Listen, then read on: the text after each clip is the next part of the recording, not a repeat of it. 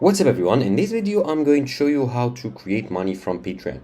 So Patreon is basically a platform that allows creators to earn money from their audience, or supporters in this case.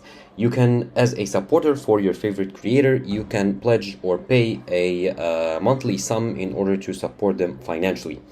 And as a creator, you can use this money to create more content for your audience or supporters. So here I've gone ahead and created an account as a creator on Patreon. You just go to patreon.com, create an account. It's pretty easy. And here, first of all, you need to identify your niche or the type of content that you are creating. So let's say I'm a fitness influencer, so my audience will be fitness enthusiasts.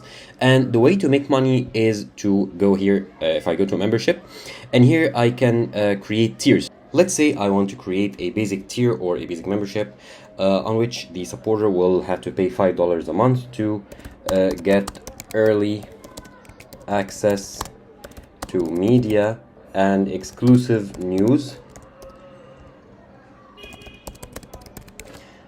Here, okay, I'll just save it, and then I can create a new tier here for like $10 a month.